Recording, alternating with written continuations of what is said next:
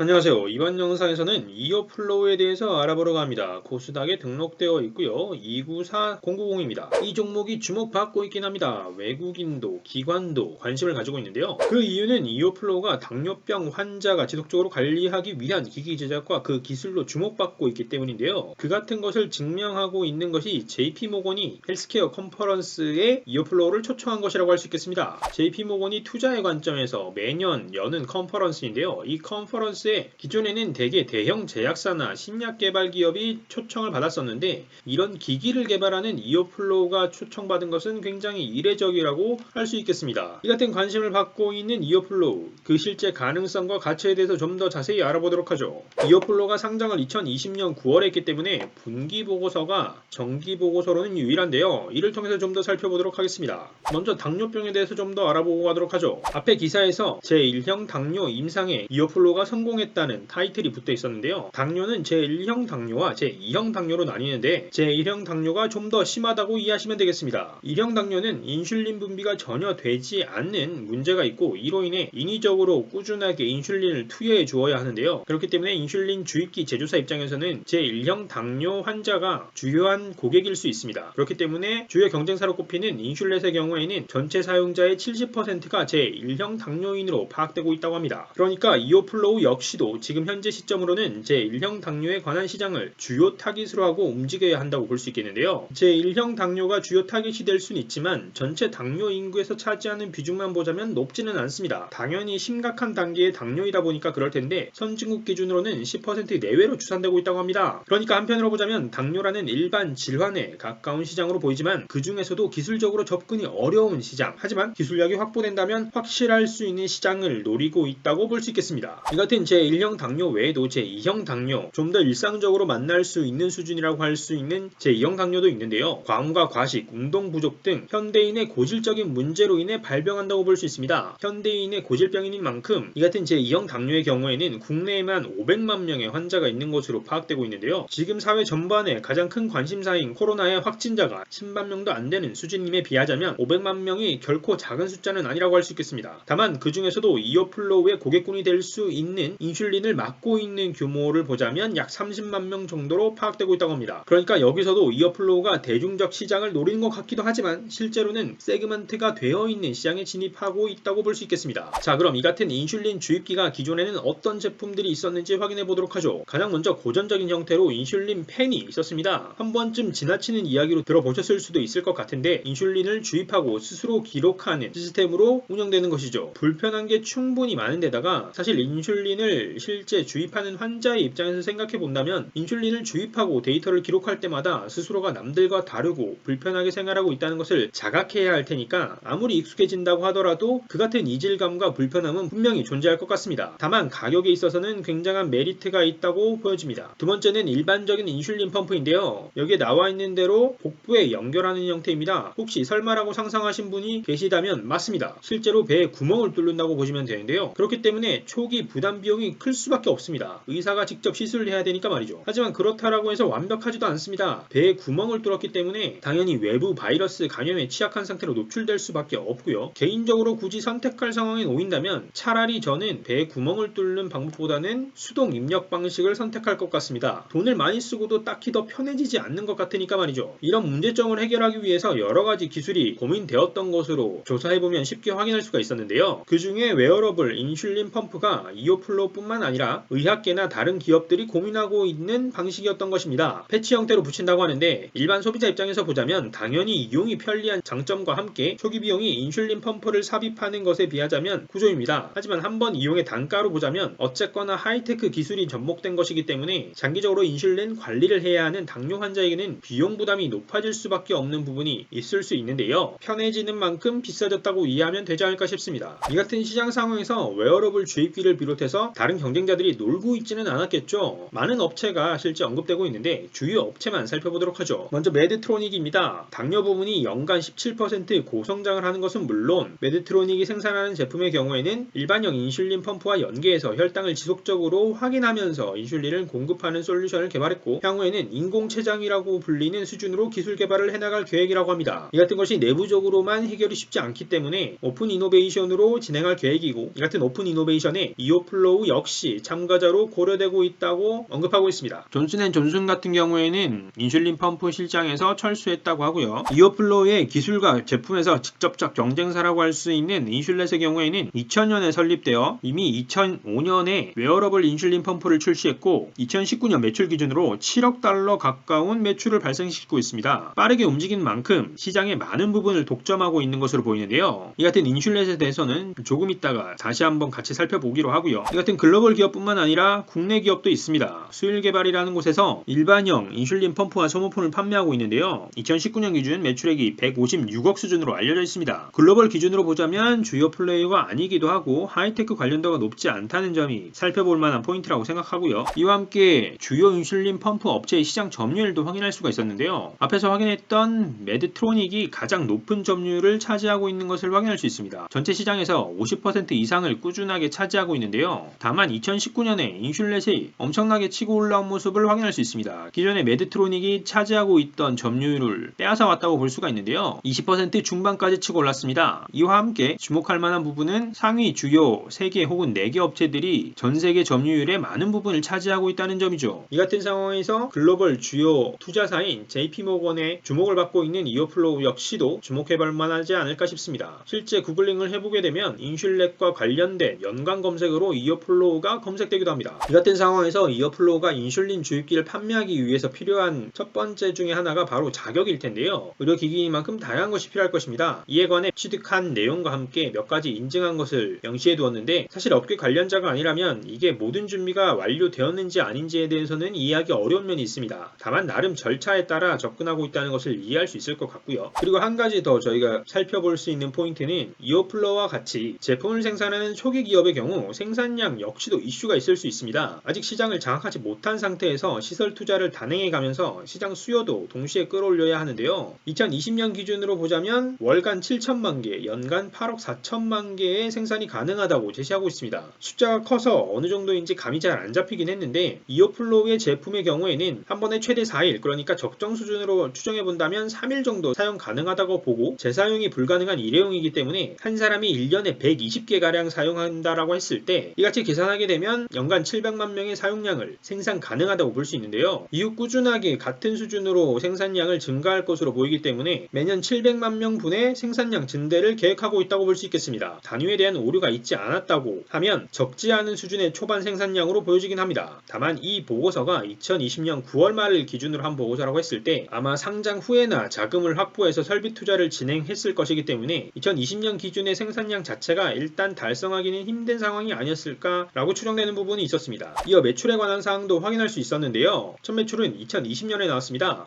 회계 연도로 보게 되면 2020년이 10기이기 때문에 2010년부터 시작한 것으로 보이는데 연구가 필요한 제품이다 보니까 꽤나 시간이 걸린 것으로 보이고요. 그 같은 상황에서 꾸준하게 손실만 기록했었는데 이 같은 것에 대해서는 조금 이따 재무 상황에서 좀 더 자세히 살펴봐야 할 것 같습니다. 어쨌거나 2020년부터 판매가 진행되고 있을 텐데 이 상황에서 판매에 관해 좀 더 살펴보면 내부적으로 판매 조직을 크게 가지어가기보다는 관리의 차원으로 보이는데 국내 판매만 보더라도 영업 총판을 선정해서 진행하고 있습니다. 다른 국가에 대해서도 이처럼 독점 판매권을 부여하는 방식으로 확장해 나갈 것으로 보이는데요. 이 와중에 눈에 띄는 것은 저희가 앞에서 봤던 직접 경쟁사라고 볼 수 있는 인슐렛의 창립 멤버가 현재 이어플로우에 합류하고 있다는 점이 조금 눈에 띄는 부분입니다. 이와 함께 기술 중심 기업이라는 것이 조직에서도 보였는데 판매 조직이 감소했던 것에 비해 연구 조직의 경우에는 인원도 충분히 많고 조직화된 모습을 확인할 수가 있었습니다. 이에 더해 개발 내역을 보더라도 한눈에 보기 어려울 만큼 다양한 개발 내역을 꾸준하게 진행하고 있다는 것을 확인할 수 있었고요. 이 같은 상황에 이어플로우가 재무적으로는 어떤 모습일지 살펴보도록 하죠. 손익을 먼저 볼 텐데요. 연속적 관점에서는 크게 의미가 없는 수준이기 때문에 3분기만 잘라서 보도록 하겠습니다. 매출이 2020년 3분기까지 3,500만원 수준인데 매출 원가가 3억 7천입니다. 아직 생산으로는 손익분기를 따르기에는 한참 걸릴 것으로 보이고요. 어쨌거나 본격적인 생산에 들어가면서 전년 동기 대비해서 봤을 때 매출 원가가 크게 올랐습니다. 올랐는데 그에 비하면 판관비는 크게 늘어나지 않은 모습입니다. 게다가 지금 3분기의 시점 자체가 상장 후이고 전년 동기는 상장 이전이기 때문에 비용이 늘어나는 주요 분기점이 될 수도 있었는데 이 같은 것을 감안하자면 판관비가 크게 늘어난 것은 아니라고 생각되고요.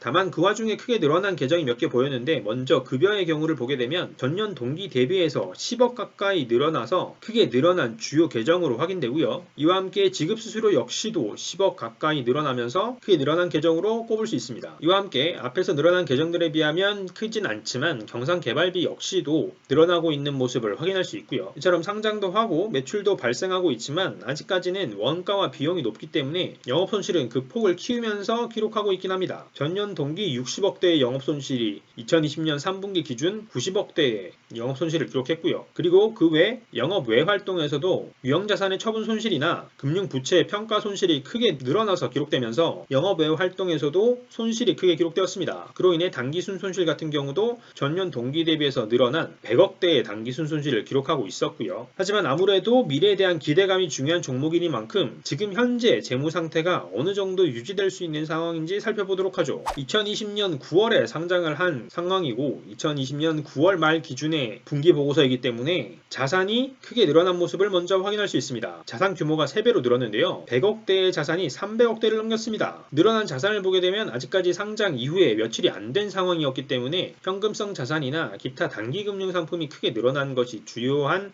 증가임을 확인할 수가 있고요. 그에 비하면 비유동 자산은 크게 늘어나지 않았는데 그 중에서도 저작권 등 기술에 대한 자산 가치가 그렇게 크지 않다는 것이 눈에 띄었습니다. 앞에서 살펴본 바에 따르면 연구 인력도 많고 연구 활동도 많이 진행하는 것 같은데 경상개발비가 많지도 않았고 무형 자산으로 가치가 많이 책정되지도 않아서 연구 인력의 상당 부분을 일반 급여로 빼고 있는 것 아닌가 싶었고요. 이 같은 자산의 증가에 비하자면 부채는 크게 늘어나지 않은 수준인데요. 부채가 60억대에서 100억대로 늘어났는데 이렇게 늘어난 계정에서도 세부적으로 살펴보게 되면 장기 차입금 계정이나 단기 차입금 계정이 그렇게 크게 늘어나지 않은 것으로 확인할 수 있습니다. 하지만 상장이 있었던 만큼 자본이 크게 늘어난 것을 확인할 수 있는데요. 34억대의 자본이 230억 가까운 수준으로 7배 가까이 늘었는데요. 다만 결손금이 앞에서 확인한 대로 100억 수준으로 매년 늘어나고 있어서 어쨌거나 빠른 수익화가 필요한 상황으로 보이긴 합니다. 자, 지금까지 이오플로우를 보게 되면 당뇨에서 활용 가능한 기술의 방향으로 진입을 하고 있고 그 방향 자체가 맞아 보이긴 하는데요. 그렇기 때문에 투자자 등에게도 관심을 받고 있는 것으로 보입니다. 다만 이 같은 기술의 상용화를 얼마나 빠른 시기에 얼마나의 크기로 진행할 수 있느냐가 관건일 것 같은데 이에 대해서는 꾸준하게 관련 뉴스를 지켜보는 것이 필요할 것으로 보입니다. 상황에 대해서는 이 정도로 정리를 해보고 주가의 흐름을 보면서 마무리해보도록 하죠. 2020년 9월에 상장했기 때문에 일본 기준으로도 길게 보이진 않는데요. 다만 엄청난 상승세임은 틀림없어 보입니다. 최저가를 기준으로 해서 봤을 때 지금 현재 주가는 3배 혹은 4배 가까이 올랐는데요. 10월에 5만원을 뚫고 한동안 쉬었다가 12월을 기점으로 5만원대를 바닥으로 움직이기 시작하더니 지금 현재 수준까지 올랐습니다. 하지만 이렇게 오른 것이 적정한 수준인가? 직접 경쟁사로 꼽고 있는 인슐렛을 함께 살펴보도록 하죠.